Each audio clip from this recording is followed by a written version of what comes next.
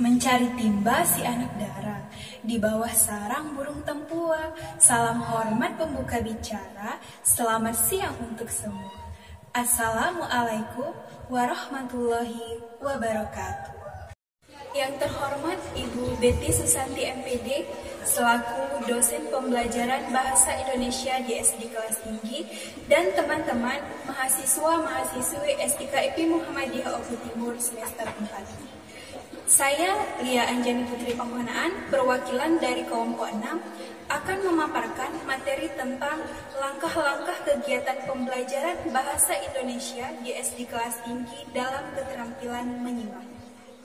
Langkah-langkah kegiatan pembelajaran Bahasa Indonesia di SD kelas tinggi dalam keterampilan menyimak berdasarkan strateginya dibagi menjadi 3. Yang pertama, strategi menyimak dan berpikir langsung.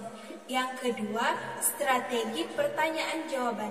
Yang ketiga, strategi menyimak secara langsung. Wah teman-teman, di sini saya akan menjelaskan salah satu dari 3 strategi tadi, yaitu strategi pertanyaan-jawaban. Sebagai seorang calon guru, dalam strategi pertanyaan-jawaban yang perlu kita perhatikan adalah prasimak, saat simak, dan pasca simak.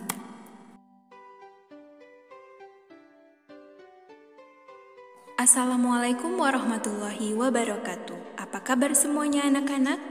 Alhamdulillah. Semoga di masa pandemi saat sekarang ini kita semua selalu diberi kesehatan oleh Allah Subhanahu wa taala. Amin ya rabbal alamin. Anak-anak, minggu lalu kita telah belajar materi tentang pidato. Sekarang kita akan belajar materi tentang dongeng. Ada yang tahu apa itu dongeng? Ya, betul sekali. Dongeng adalah cerita yang tidak benar-benar terjadi, yang memiliki sifat menghibur. Oh ya anak-anak, sebelum kalian menyimak dongeng yang akan ibu ceritakan, kalian harus tahu tujuan pembelajaran menyimak. Tujuan pembelajaran menyimak adalah untuk memperkaya kosakata anak-anak sehingga membantu anak-anak ketika belajar dan menulis. Sekarang ibu akan menceritakan pada kalian dongeng tentang petani dan angsa bertelur emas. Simak baik-baik ya. Pada suatu hari, ada seekor angsa yang dapat mengeluarkan butir telur emas setiap harinya. Angsa itu dimiliki oleh seorang petani dan istrinya. Mereka bisa hidup nyaman dan berkecukupan berkat telur tersebut. Namun, tiba-tiba saja pada suatu hari terbesit ide di benak petani tersebut. Kenapa aku harus mendapatkan telur per hari? Kenapa tidak aku ambil semuanya sekaligus agar aku menjadi kaya raya? Petani itu berkata pada sang istri. Lalu istrinya pun setuju. Setelah itu mereka menyembelih si angsa dan membelah perutnya.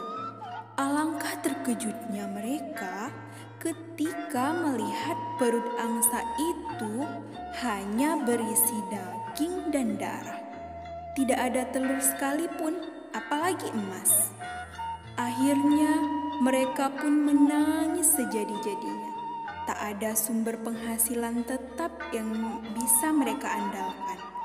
Mereka harus bekerja keras untuk menyambung hidup setiap hari. Si petani berkata pada istrinya, tidak ada lagi yang bisa memberi kita telur emas. Si angsa sudah meninggalkan kita. Semua itu karena keserakahan dan ego kita yang terlalu tinggi. Selanjutnya, kita akan bekerja keras untuk bertahan hidup. Itulah kisah petani dan si angsa bertelur emas. Jadi, anak-anak, pesan moral apa yang bisa kita ambil dari cerita dongeng petani dan angsa bertelur emas.